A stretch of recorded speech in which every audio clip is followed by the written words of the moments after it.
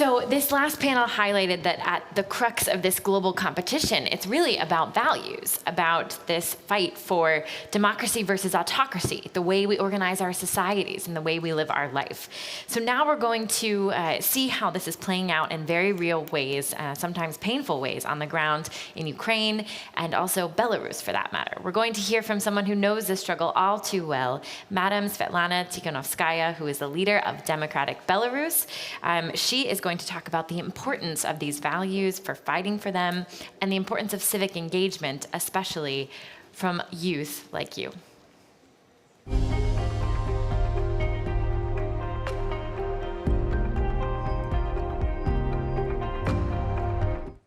Dear participants of the Youth Summit, dear friends, as you are advancing on your path to shape the future of Europe, I urge you to dream big.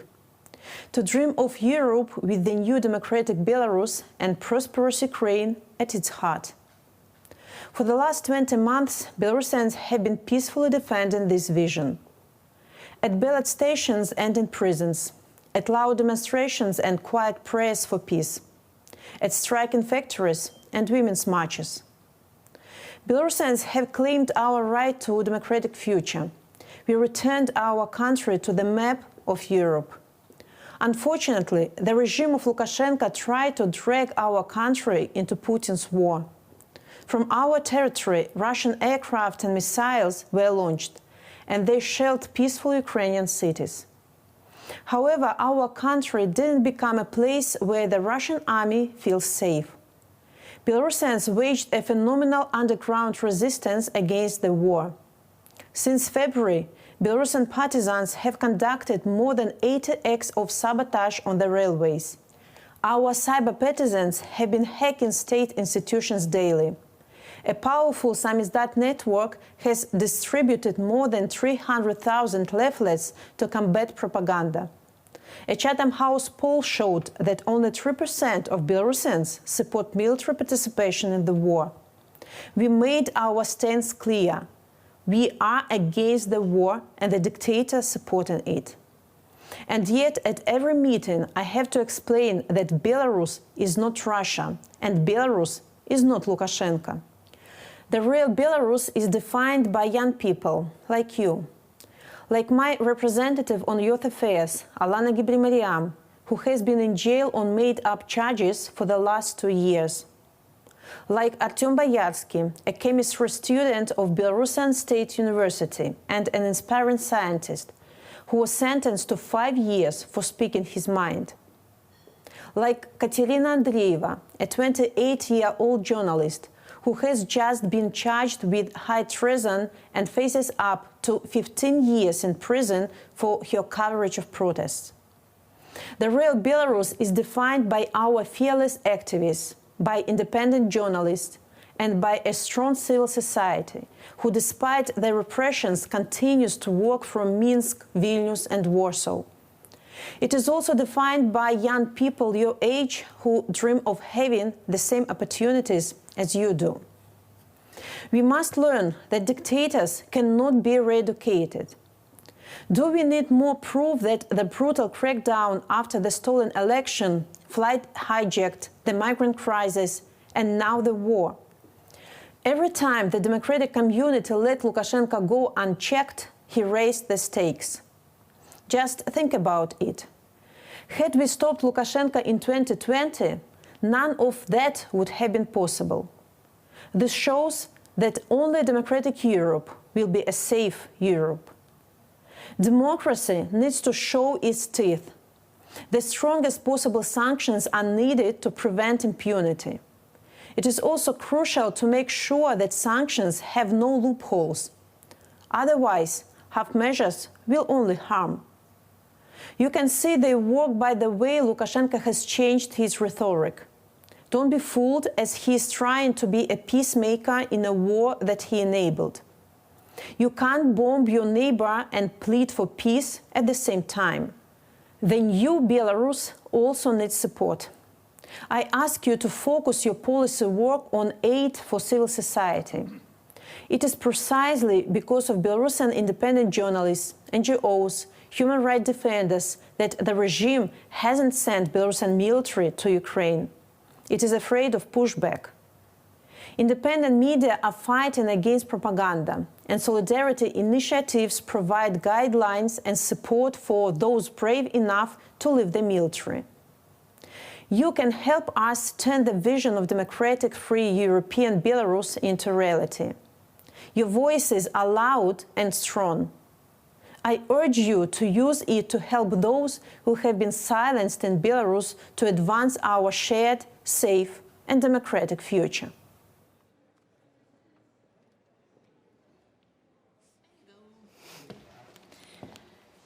Excellent. So, to continue with this discussion about democratic values and fighting for democracy, I'm so pleased to introduce our next panel, which contains the real activists and the voices who are leading the fight for freedom out on the front lines in their countries, whether that's in Ukraine or in Russia or even Hong Kong. They're going to share some of their firsthand stories about what they're doing, illustrating how they make a difference in their own communities and how you can too. Their stories will tell us why this work is so critical and how you can continue the fight at home. So now I am so pleased to hand it over to our world-class moderator, who is something of a NATO nerd himself, by the way, Damon Wilson, who is the president and CEO of the National Endowment for Democracy, which is an organization dedicated to strengthening democratic institutions around the world. Damon, thank you so much for being here, and over to you virtually.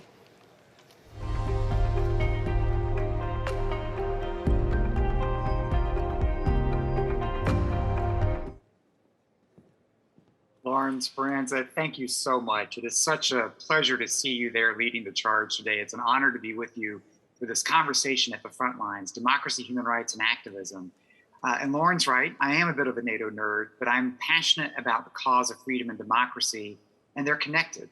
The process of enlarging an alliance was really about securing freedom for people, and it's appropriate that it's a topic today at the NATO Youth Summit.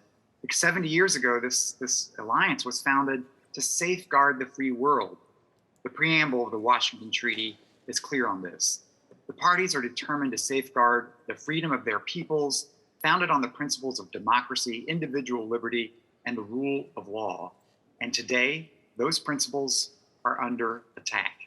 Lauren has teased this up so well. It's really an honor to be back paired up with her in this setting, as I am now at the National Endowment for Democracy, where Svetlana Tikhanovskaya said, it's our work is the daily work, as she called for, supporting civil society, supporting independent media. She's here in Washington. We had dinner last night, but today we're delighted to be joined by extraordinary activists. We see these principles are under attack around the world as Russia invades Ukraine and represses its own people at home as part of that campaign. We see from China beginning to export the tools and technologies of repression, even as it's doubled down on repression for its own people, the people of Hong Kong, Uyghurs, and East Turkestan. And it's not limited to Russia, China, it's across the globe today. So this issue is, how do we strengthen democracy at home and abroad? What can people do to contribute to this? So I'm going to turn to some extraordinary activists that we've gathered who are on the front lines of this fight. We have joined with us three people who have been, in many different ways, forced to leave their own homes. We're here with Olga Tokariuk, who is with us in Western Ukraine. She's an independent journalist and researcher normally based in Kiev, who had to leave because of the war, a fellow at the Center for European Policy Analysis, and a real expert on building independent media in Ukraine and the battle for disinformation. We're also joined by Nathan Law, who's joined us from the United Kingdom. He's a leading human rights and democracy activist from Hong Kong, jailed during the Umbrella Movement, now the convener of the advisory board of Hong Kong Democratic Council, in exile in London. And Mikhail Fishman, who is with us from Tel Aviv, who had to leave Moscow just in the past few weeks as a leading journalist, independent journalist, political commentator from Russia, who was the host of TV Rain, a former editor-in-chief of the Moscow Times. So I want to go to Olga in Western Ukraine and start with you, if I might. Tell us what has motivated you for this line of work, what motivates you in the middle of a war to continue to do this work of providing independent media, countering disinformation, and effectively defending a free Ukraine. Hello, Damon, everyone. Thank you for having me on this panel today. I'm delighted to be sharing it with such wonderful colleagues. Well, the war has changed a lot, and I think I'm just reassessing what is happening. But in general, I can say that my work as a journalist and as a researcher of disinformation is motivated by my fellow citizens. They give me inspiration. Ukrainians have been fighting for democracy and have been dying for democracy for the last 8 years. As we speak, so many of my compatriots are on the front lines, risking their lives to defend their right to live in a free, democratic country that determines its own future. In a country that has free elections, in a country that has freedom of speech, in a country that has free civil society, a diversity of the media. So, these values that might be taken for granted by someone in the West definitely are not for us Ukrainians. And as I said, Ukraine has been invaded by Russia precisely because it was moving closer and closer with the Western free and democratic world. Russia wants Ukraine to stop this, rapprochement with the EU, with the West, but it's failing. We are seeing this strong resistance of the Ukrainian people, huge resilience of the Ukrainian society that mobilized to provide all kinds of support to soldiers coming, starting from sending assistance to supporting IDPs who had to flee their houses and, who are stationed in other parts of the country. So my inspiration are my fellow citizens. I'm happy, to be a Ukrainian, and I'm doing what I can as best as I can as a journalist to speak about their fight, to speak about their struggle, and to promote the values they are fighting and dying for. Olga, thank you so much. I think everyone here recognizes the future of freedom and democracy is playing out, being fought in Ukraine today, and we honor that sacrifice and the courage that you bring to this conversation. I also want to turn, because the implications of this have been quite tough for those Russians who wanted to provide independent voice and perspective to the Russian people. One of those is our journalist who's with us, Mikhail Fishman. Mikhail, you have had to leave recently for Tel Aviv. You've done extraordinary work over the years in Russia, from Russia, in your work at TV Rain and other places. Tell us a little bit what has motivated you to push the limits of what's been acceptable, to take that risk, and what has now forced you to take exile. Thank you, Damon. Thank you, everyone. I'll try to be short. You just listened to Svetlana Tikhanovskaya's address, and well, that's basically the position of Russian civil society as well. It's very similar to what Belarusians go through for all these years. Let me speak as a Russian and as a Russian independent journalist on behalf of Russians and Russian independent journalists. Of course, this war, Putin's war with Ukraine, brutal, unjust, predatory, has already left tens of thousands killed, not only soldiers on the battlefield, but also civilians. The world already knows about horrific war crimes committed by the Russian military, and not the whole truth has been revealed yet and documented. We all know that. And of course, Ukrainian people, Ukrainian nation is the first and the main victim of this war. But there is another victim too, and I mean Russians. Yes, they are not murdered and tortured in their homes, yet they are victims. We are victims. Russians are repressed, silenced, put in jail, persecuted, intimidated. Since the start of this war, thousands of Russians have been detained for protesting against it. The government has instated military censorship, and activists, human rights defenders, NGOs, members, journalists, other Russians are prosecuted on a daily basis for simply calling this war a war. To give you an example, right now, Vladimir Kara-Murza, prominent liberal thinker and a political activist, very well known across the world, is under arrest and facing up to 10 years, up to 10 years in jail for speaking out against this war. And there are many more. Thousands, I'm getting to my point, thousands already had to flee, and hundreds of thousands have fled, making it major exodus from Russia since the Bolshevik Revolution and the Civil War, 100 years ago.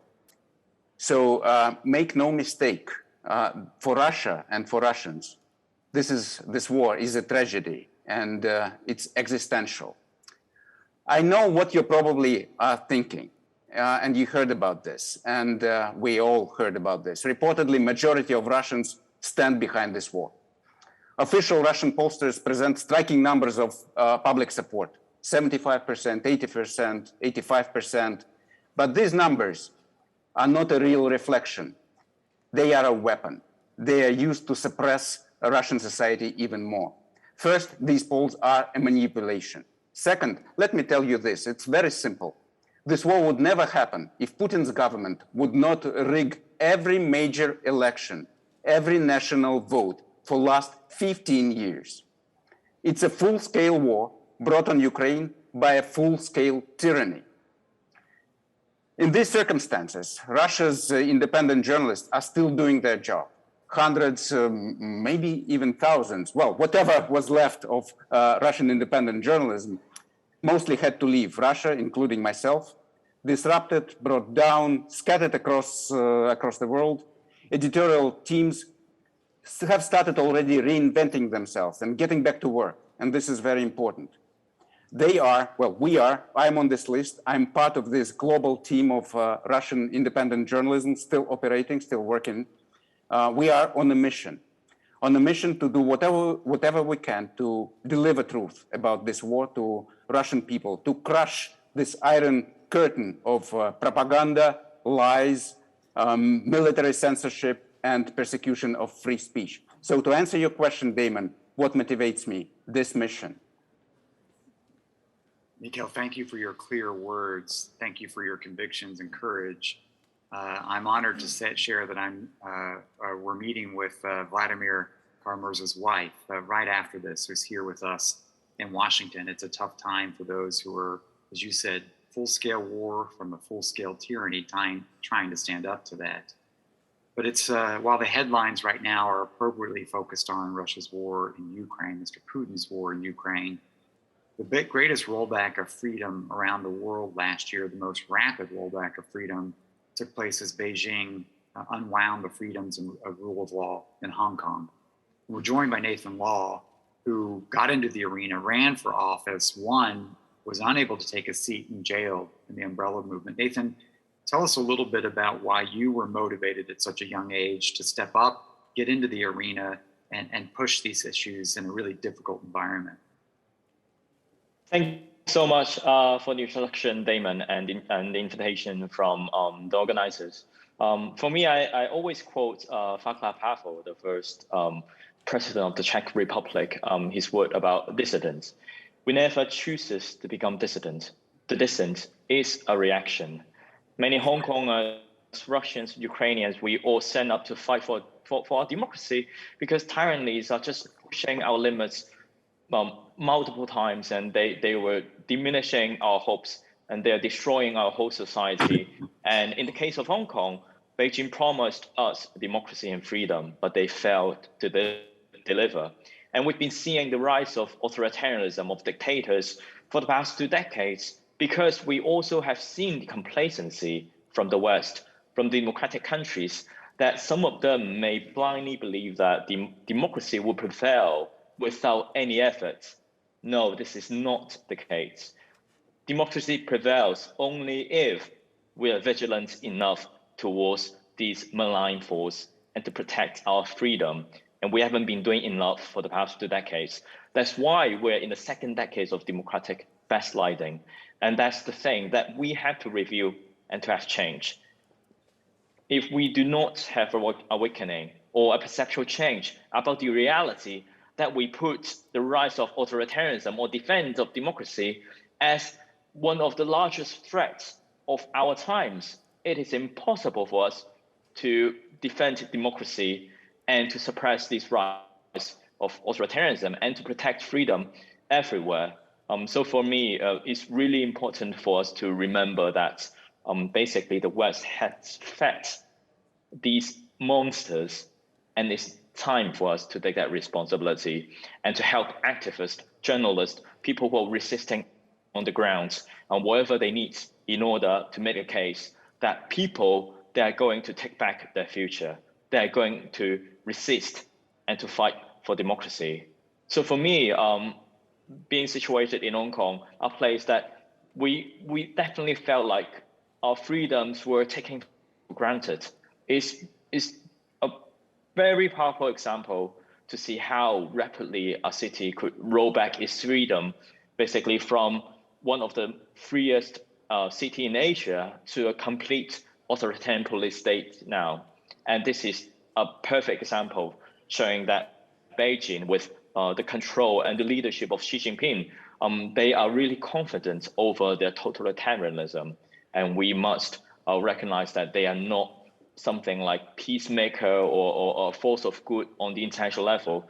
They are trying to topple the rule-based order that we all enjoyed.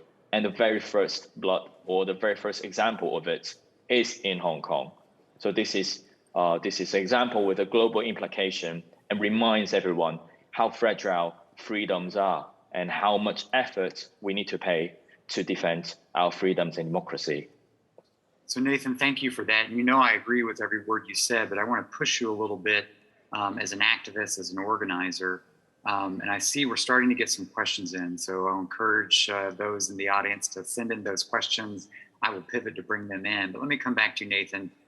Defending democracy. In fact, I want to ask each of you, how can we be more effective, not only just in defending democracy, but as Nathan pointed out, we've been in this democratic recession for almost 2 decades, a 16-year run.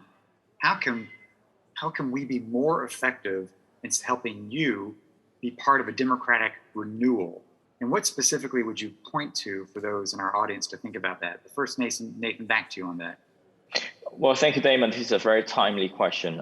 For us, there has been an increase of diasporic activists from around the world, from Hong Kong, because for now, the implementation of the national security law really prosecutes every one of us.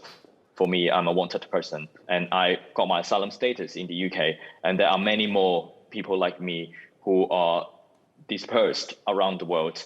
And one of the things that we need is we need the recognition and the platform for us to continue our activism. I've encountered many occasions that when an event invited me and they start promoting, and the Chinese government reach out to them and to pressure them, and they decide to disinvite me because they accepted the disinformation from the Chinese government, or they just are terrified about the economic power and the laws that they could bring if they continue to invite me. I've encountered so many of these occasions, and this is exactly what Beijing wants. They want to deplatform activists. They want us to be silent with the economic power.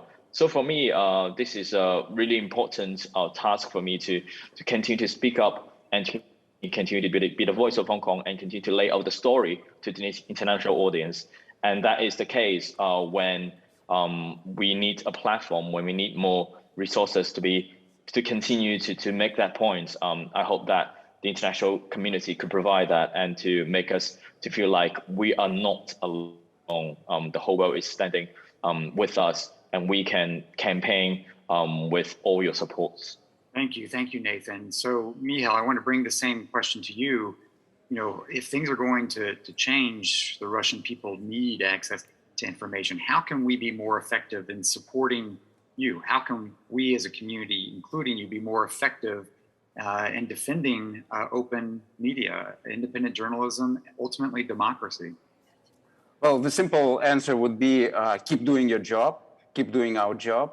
But I think there are three key keywords: teamwork, honesty, and involvement. It's simple. For example, to give you an example, TV Rain, it's not the first time TV Rain, it's the first time most of us, the team of TV Rain team, had to leave Russia. This is true, this is correct. But it's not the first time TV Rain has been shut down. It first happened, 8 years ago, 8 years ago, when actually the first phase of this war started, when Putin annexed Crimea and started the war in Donbass. That's when TV Rain was shut down for the first time, yet it survived. Yet it survived and even became able to spread its word even louder than it was heard before, because of this commitment of all the team to simply keep doing their jobs, to not seeing this shutting down. TV Rain was shut down from the cable, but we reinvented ourselves through YouTube and other media. Yes, that's what happened. And it's never the end. It's all very important to understand this and to be committed, to be honest with yourself and your audience, and that will help you to get to your audience and spread the word. Thank you, Mikhail. Olga, you are part of a civil society, independent media response that is defending democracy in real time in Ukraine right now. Let me ask the same question about how we can be more effective. How can we be more effective? By picking up one of the questions that's come in from our participants. Not only how can we be more effective in supporting a free Ukraine right now, but we're getting a question, how can many people in the audience, how can younger activists best get involved to help Ukraine where they want to be helpful? What can they do to help a free Ukraine?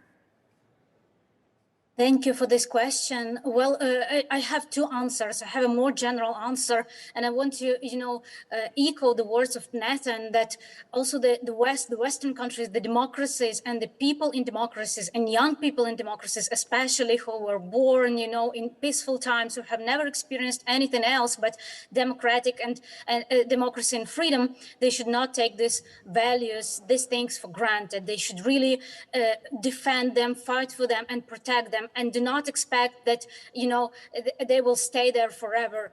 If you do not fight for them, if you do not defend them, you are at risk as well. And also, I think the word of criticism should go to the governments who are enabling the rise of authoritarian powers, such as Russia. So many countries, especially of the European Union giants, such as Germany, Italy, and other countries, they were making themselves dependent on Russian oil and gas, and now they are unable to support Ukraine as much as they should because of that. So. Separate democracy and business, decide your priorities. You cannot have both. You should think about your values, and, you should protect your values. First values, and then money and business. And in particular, how can you support Ukraine and, Ukrainian activists, Ukrainian media? Give them a floor, speak to them, hear their voices. Do not let some other people, other nationals, Russians, Americans, whoever else speak for Ukrainians. Let Ukrainian voices be heard. Talk to them, hear their version of their history, hear what they think of what is happening. We have so many brilliant, young, not so young Ukrainians that, speak foreign languages, who are great professionals in different fields. Invite them to conferences, offer them jobs, offer them collaborations, reach out to them to show your support, to even, send your messages with whatever you want to say. Talk to them and hear their voices and take them seriously. If for too long Ukrainian agency was not taken into account, Ukrainians were presented and still in some countries in the public, in the media discourse, they are deprived of their agency. They are talked about as pawns, but they are not. They are people who have their values, who have their priorities, who are great, fantastic professionals with great education, with great skills. Listen what they have to say, hear what they have to say, and take them seriously and work together with them to promote democracy. I think the world has a lot to learn from Ukrainians and how to fight for democracy, how to protect democracy. The world has a lot to learn from Ukrainians. Thank you, Olga. Thank you. Let me get some brief final comment here. One on technology. Let me come to you, Nathan. How would you consider technology and democracy and freedom of speech automatically link free access to technology? Offer a quick word on that before we come to a close. Well, thank you so much. Technology has been a big part in Hong Kong's protest. It helps circulate the information and provide a way for direct democracy. But of course, we also need to be aware of the spread of disinformation and information warfare from regimes like the Russian regime and the Chinese regime. So I do believe that we need much more like utility on the internet, encourage people participate more, but also we need to defend democracy much more with what we can do to counter those disinformation. Thank you, Nathan. And Mikhail, can I close with you with a quick response on a big question? We see the new generation of Russians are seeing more and more of the ugly side of this invasion. But what is the future? What's the political future look like for young Russians today? A big question, but a quick response, please, to close us out, Mikhail. Well, the new perspective looks grim, of course. Let's be open about that. But Putin's regime has already lost this war. The day it started it, Vladimir Putin has lost the war on the 24th of February when he started this invasion, and he's done. His career is over as a leader of Russia. It may yet last for we don't know for how long, but it's in a way it's over. This game is over, and this is what is important to understand for everyone and for young Russians as well. And we know that all the polls suggest that young Russians stand against this war. The young Russians stand against the regime.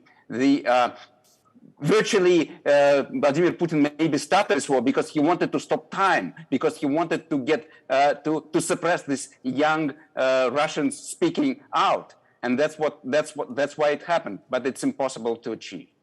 Thank you, Mikhail. This has been an excellent conversation. I just want to underscore that to have this conversation at the NATO Youth Summit underscores that this alliance isn't meant to be an alliance with the North Atlantic Council and governments all around the table. It's an alliance of free nations, which is premised on people. It's premised on what you just heard, the agency of individuals to determine their future. And it's that simple message. Ordinary people capable of doing extraordinary things, something that a Vladimir Putin, a Xi Jinping have trouble understanding. And yet we see that playing out today in Ukraine. That will help determine the future of Russia. That will help determine the future of China and Hong Kong because of people like we heard from today. Olga, Mikhail, Nathan, thank you for your courage. Thank you for your leadership. And to all those joining, it's the agency of the individuals in free societies to stand in partnership with those that seek to be on the front lines, to seek to bring freedom to their own nations. And so glad we could have this conversation as part of the NATO Youth Summit. Back to you in Brussels. Damon, thank you so much. What a fascinating and powerful conversation. Hearing those stories, that's what it's all about. It's about communicating the importance of these values to a much wider community.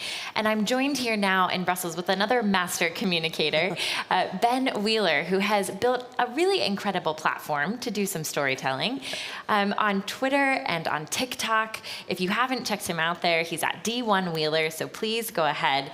But Ben, you spend a lot of time taking these really complex geopolitical issues and kind of unpacking them for a more general and youth audience. How did you get into this? And tell us a little bit more about what you do. So after I got done working for who would soon be President Biden, I was kind of looking for things to do, and so I figured I'd try my hand at this, and it turned out I was good at it.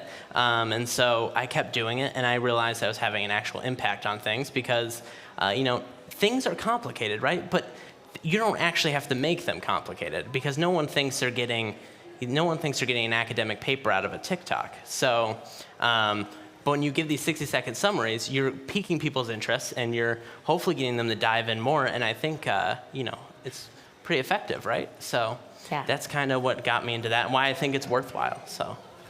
That's really, really interesting. Could I ask you, because some of us might also be digital creators in our audience here, what is one or two things that you found to be really effective in terms of reaching a broad audience? What do people like the most? Be exciting. Some of these topics that we talk about, especially in geopolitics and international relations, they sound boring, right? But if you start off with something exciting, a big instance or a big example of this is Ethiopia and Egypt at one point were fighting. They were fighting. I can't use slang. So they were fighting over this dam and the water flow. You know, we all know the story there. And so people were kind of opening up videos with, oh, you know, we have our first dam war, and it's like, no, they're fighting over water, right? So open with that, you know? And that's the thing that matters, the lead, right? It's an exciting headline, not exciting in like an enjoyable way, but exciting in the way that it provokes intrigue. And it also is the thing that matters, you know? If you lead with people are fighting over water, people suddenly care, you know? So it's ripping away the language that sometimes newspapers and academia use to gatekeep topics and putting it in simple terms for everyone to easily understand. Yeah, that's fascinating. So tell me a little bit about how you built your community, your audience. Well, so the great thing about TikTok is that they come to you. So it puts you in front of people who like that kind of stuff. And also by being able to, appeal to a more casual audience, people who otherwise would feel pushed away by geopolitics, we're able to get involved in it because people, and I think this is true, most casual people are interested in it because it is kind of like a big chess game, right? Except real world consequences, right? But it is a big chess game. And I think people are inherently interested in that. And when you break it down at a fundamental level for them, people tune in, they watch, they care. And, also I think young people are open-minded and they want more information. And if there's not a lot of solid sources of information out there, sometimes they can open their mind too much and their brain will fall out. So it's important that, we have a solid source of facts for people to reflect on. So. Yeah, that's awesome. Could I squeeze one more question out of you? What's one piece of advice that you would give NATO in terms of communicating its policies and the things that it stands for? I would say you need to meet people where they're at. You need to meet young people where they're at. Their videos online are very professional, very clean, but they're boring. Please don't kick me out. I won't be stranded here. They're going to cancel my flight.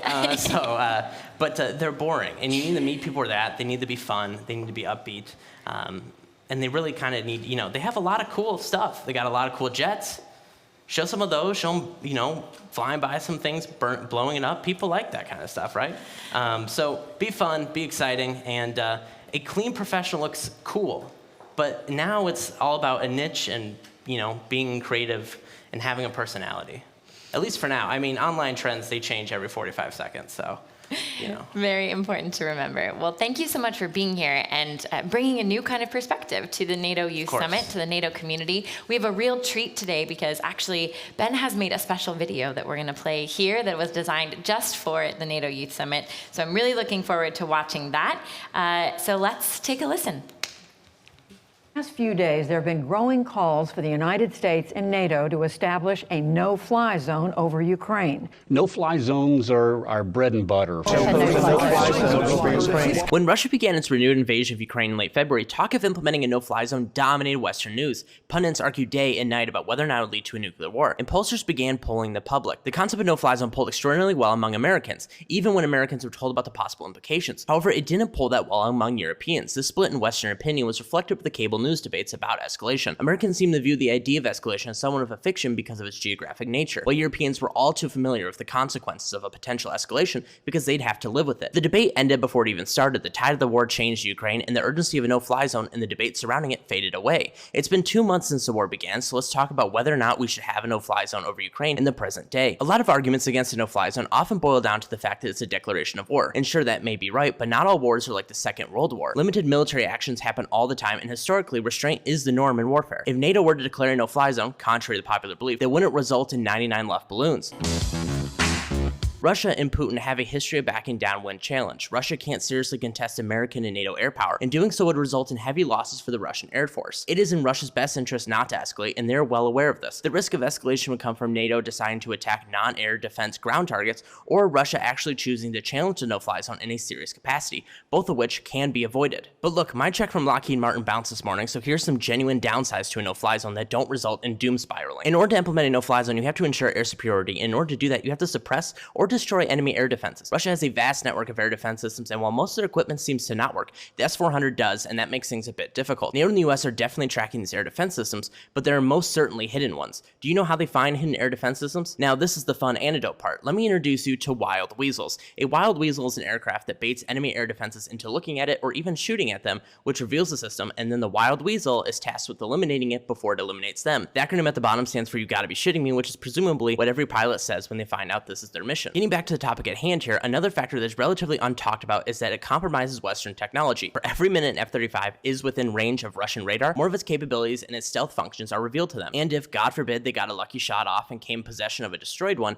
they could reverse engineer it and now our security is compromised. This famously happened with the Sidewinder missile.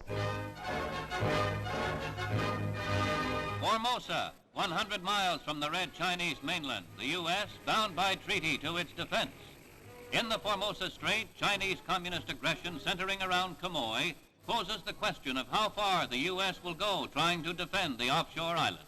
A Taiwanese plane used the high-tech American missile on Chinese aircraft in 1958. The missile got stuck in the plane, which returned to base. The Soviet Union was given the missile and reverse engineered it to make an exact copy of the missile. There was another time when the KGB walked into an airbase in Germany, took a newer version of the missile, walked out with it, and then mailed it to Moscow. Thankfully, it's really hard to mail an F-35. But lastly, a no-fly zone seems like a solution without a problem as of right now. Russia seems to be incapable of complex air operations and still hasn't fully utilized its air force. They are relying heavily on artillery and missiles, which have been devastating for Ukrainian cities. But there's not much a strict no-fly zone can do to stop that. The airspace over Ukraine is still contested. Ukraine is still conducting air operations. They are winning this on their own, and if we get in the way, we could change the war in a way that hurts Ukraine. A no-fly zone could change the scope of how Russia can act in the eyes of its own people. Russia keeps scaling back its objectives because it's not winning. And even in the most brainwashed of societies, massive casualties eventually have domestic consequences. A no-fly zone could enable them to justify an even bigger mobilization when they otherwise wouldn't be able to. In closing, a no-fly zone seems to be a solution without a problem. While kicking dirt in Russia's face when they're down is appealing, it's perhaps not for the best. Not because it could cause nuclear war, but because the negatives outweigh the positives right now.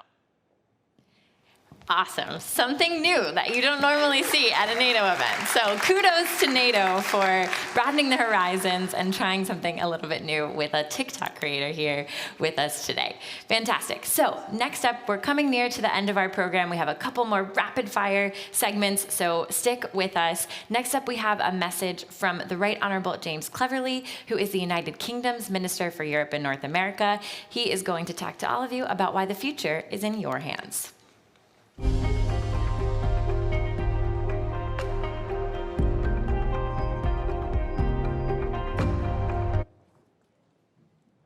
Hi, I'm James Cleverly. I'm the Minister at the UK Foreign, Commonwealth and Development Office, and I am also responsible for our relations with Europe and North America. And I'm pleased that NATO, the Centre for European Policy, have organised this summit at this watershed moment for the alliance.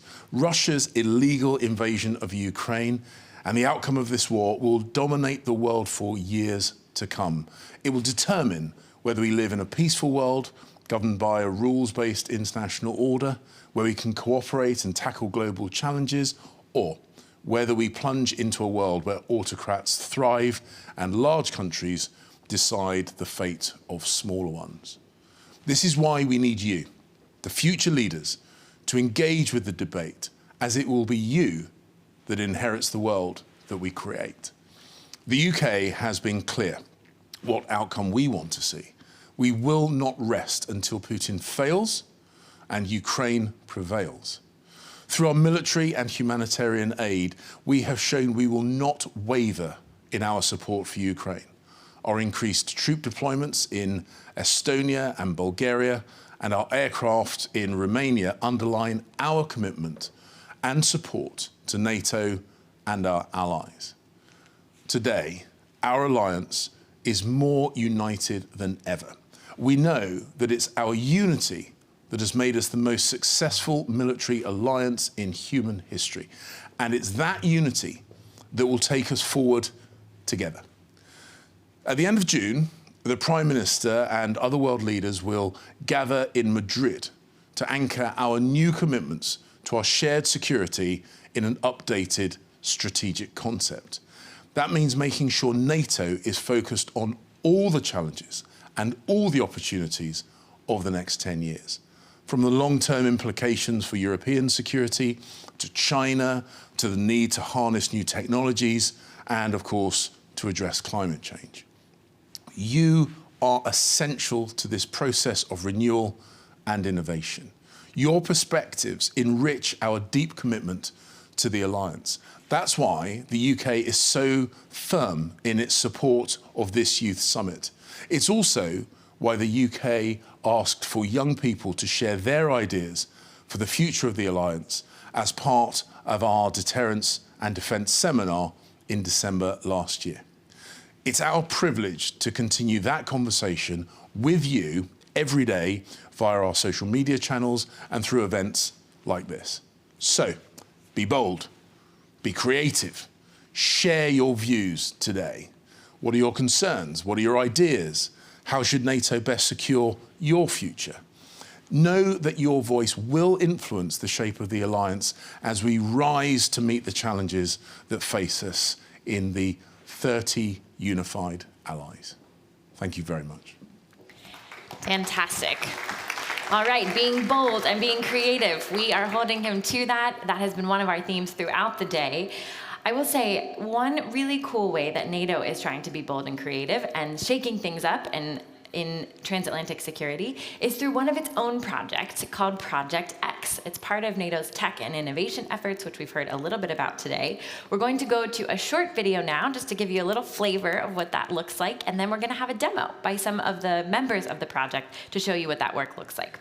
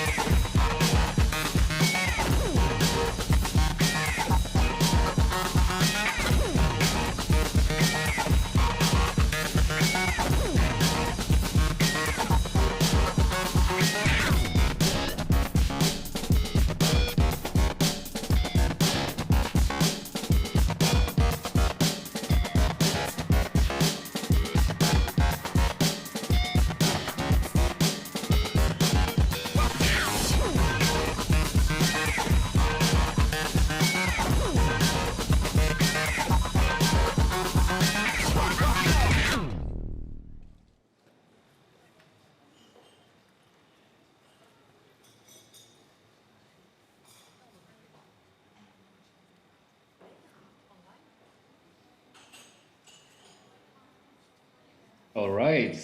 Good evening and good afternoon to those joining from from across the Atlantic. Thank you, Lauren, and congratulations for this excellent event today. That's been really fantastic to see this really rich program. Great to be with you today. Unfortunately, not in person because COVID struck me. But really excited to be part virtually. I work in NATO's Defense Investment Division here in Brussels, and our job is to help NATO and allies to develop the most cutting-edge technologies, from battleships or fighter jets to satellites or autonomous systems. So the event today is coming to a close, so let me get right into this.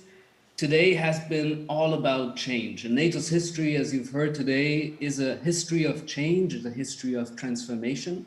And we've talked a lot today about climate change. We talked about cyber, the great power conflicts. So let's exclusively for a few minutes focus on the underlying factor of all these topics, which is technology. The SecGen this morning highlighted technology is at the forefront of this transformation process. And I think the last weeks and few months, we were able to see history in the making when it comes to the importance of technology for the alliance. With Russia's invasion in Ukraine, all of you were able to observe how satellite imagery or social media feeds revealed Russian troop movements, or how NATO and allies are working together to counter Russian misinformation and cyber attacks.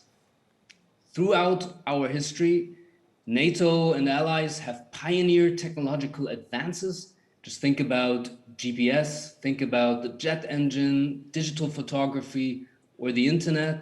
And so technologies really shape our daily lives. However, things are changing now, and we see that governments are no longer the main funders and drivers of technology development. Major innovation today is coming from the commercial and the civilian markets. And that's why we here at NATO are expanding our innovation radars to new partners across the globe. Let me just highlight, talking about innovation is one thing, and we often hear a lot about innovation, but doing it is very, very different. So let me present to you Project X, which is really, number one, about changing our culture. Number two, reaching out to new and diverse partners. And thirdly, turning those meaningless slogans like disruption, innovation, agility, and so on into action, into reality. So with Project X, we brought together students from Dutch universities, together with NATO militaries, with big industries and with startups to tackle some of our greatest problems. And we partnered with Boeing, with the Technical University in Delft, and with the Dutch startup hub Unmanned Valley to develop drones, or what we call in NATO speech, unmanned aircraft systems.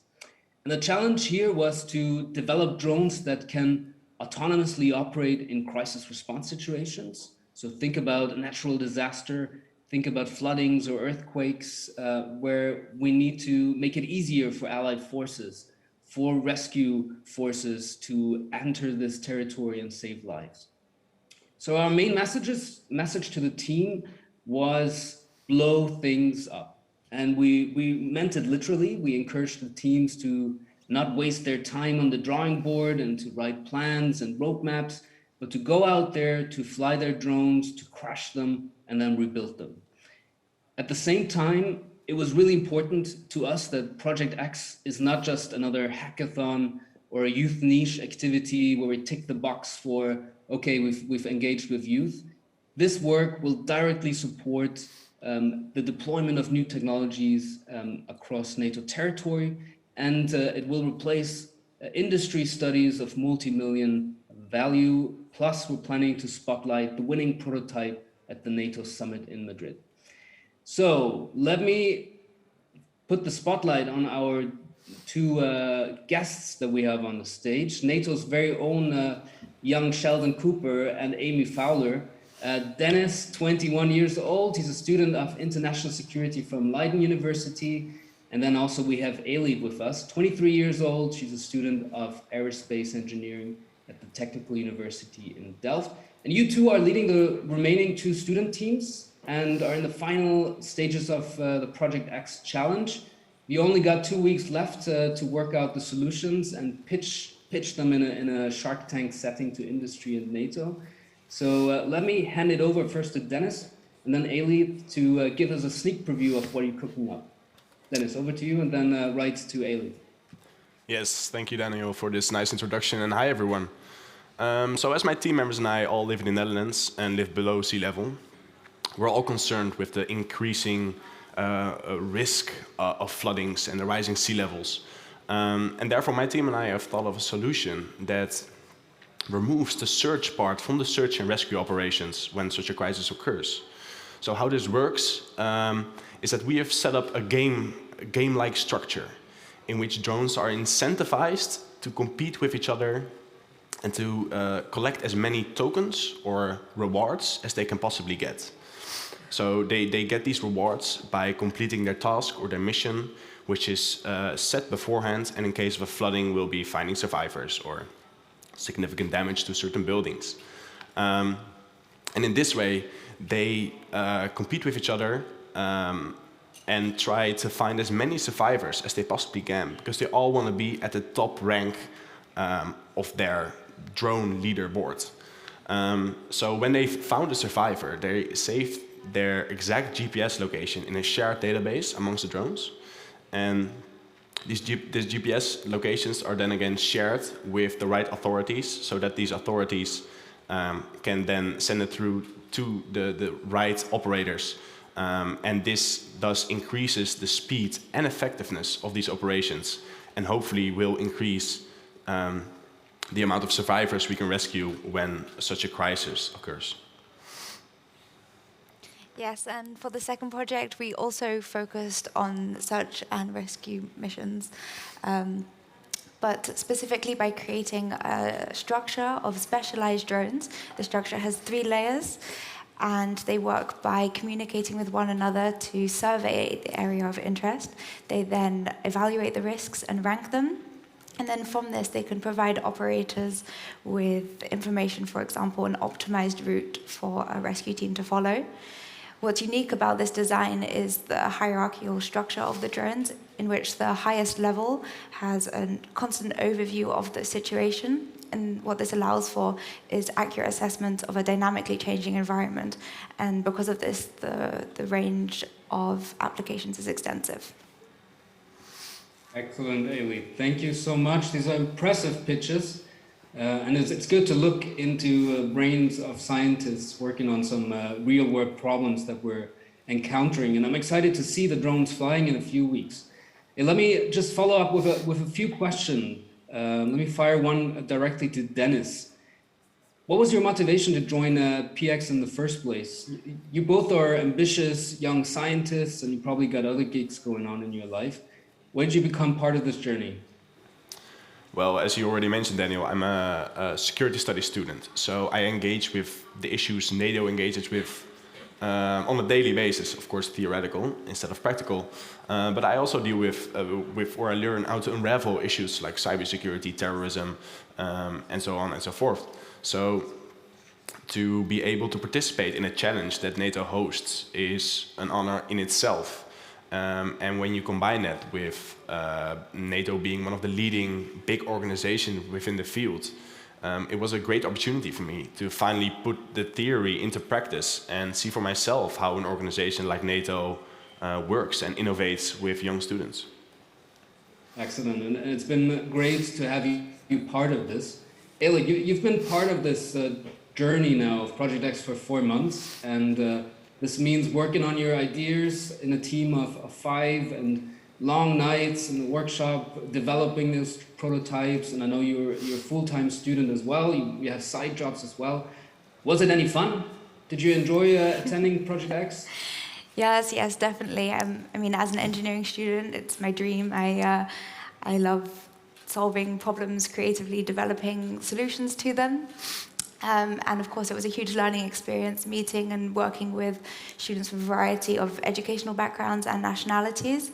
And of course, we all appreciated the close contact we've had working directly with subject matter experts, with NATO operators and companies, for example, Boeing. Super. And let me close this out briefly to both of you. 2 weeks, it's going to be over. Final pitch. What's next? Are you going to close this chapter and leave that in your bookshelf? Or what are your takeaways from this? Well, for me, my main takeaway was actually the technical part of this project. So I do security studies, and that's not technical at all. So I didn't know the field as well as I do now. And as I've met this field and saw how engineers can work together in the field of safety and security, I can see the future of this and how NATO should use this project as an example to further these projects into even more long-term challenges. And besides that, I've met a tremendous amount of people, had a great experience, and I can see how NATO fits within this field and possibly within my future career. Excellent, good stuff. All right, let me. Ailey, do you want to add anything to this, or? Yeah, well, I think from a technical viewpoint, one main takeaway as well would be the process of rapid prototyping through trial and error in a very short time period, really, of 12 weeks, just trying to find what works best. But yeah, overall, very, very good experience. Super. So thank you, both of you, and good luck with the final pitches. Hope to see you in Madrid. Lauren, that's it from our side. Thank you so much. And I heard that Mircea is about to kick the ball. Fantastic. Well, thank you so much, Daniel. I really appreciate that. Great to hear from you guys. And I think you all are troopers. We made it until the end of our program. Thank you so much. I think this goes to show that it's the young folks, the students, the people that are coming into our institutions that really are going to be the key to securing our shared future. They're the ones that bring the creativity. All of you, that is what will keep our institutions and our countries alive and strong for the years to come. And someone who believes in this message so profoundly is our final speaker for today, the Deputy Secretary-General of NATO, Mircea Geoană. He's going to share a special message with all of us, and then I'd ask you all to please stay tuned for a special giveaway afterwards, and then I promise we'll let you go.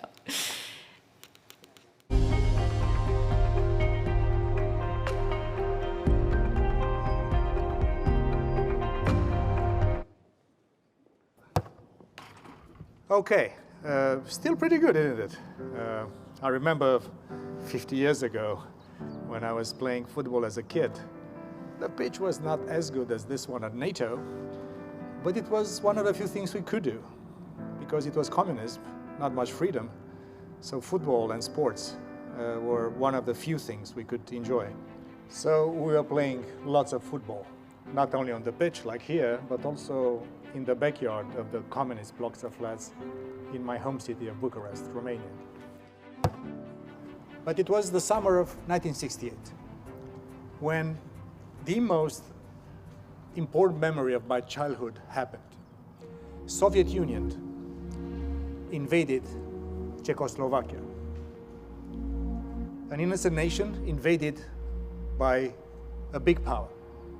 And I believe that as I was shocked, and it stays with me all my life, that summer of 1968, for you, my young friends, the atrocities, the invasion of Ukraine by Russia today is probably triggering the same sense of emotion, of outrage, as I had when I was a kid. But not even the Soviet tanks could stifle our desire for freedom, for liberty, for our own destiny.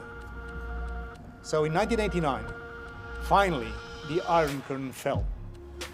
And the movement in Poland, Solidarność, and the symbol is here, the NATO headquarters, was embodying the irresistible drive of human beings for freedom. Freedom at last. Freedom forever.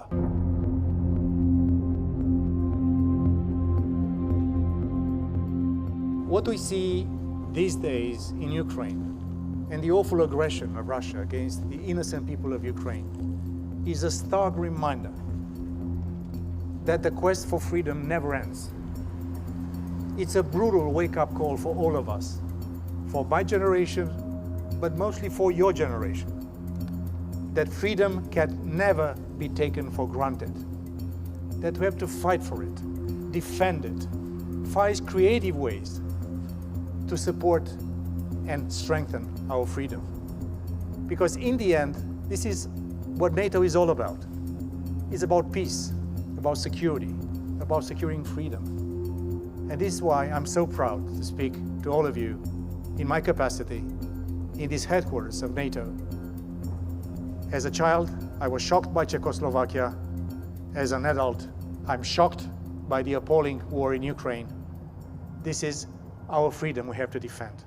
But I know some of you might say, that's politics. These old guys preaching us and telling us what to do. But I urge you to think harder. Imagine that people like you, the young people of Ukraine, just a few weeks back, were living the lives you live, going to school, dating, using the social media channels, having a normal life, a life of freedom, a life of peace, a life of security. And that reality shattered just overnight. So my urge to you, and through you to your friends, to your families, to everyone you know, that the fight for freedom is not somebody's fight, it's everyone's fight. We're in this together, but it is also the struggle of your generation. This is the way to protect your freedom, your way of life, your families, your future.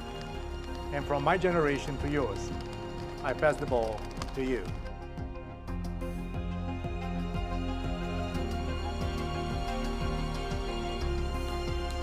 There you go. So, quite literally, it is now my last duty to pass the ball to one lucky participant that we have here today. We pulled a name randomly from one of our 1,800 participants that have joined us today, both online and in person, who will receive a bag of goodies as well as the football that DSG has been kicking around. And actually, it is signed by all of our speakers that joined us in person today. So kind of a fun souvenir. I will ask our production team to reveal the lucky winner on the screen. Drum roll, please. Karina Lishka. I'm not sure if she's here in person or not, but fantastic.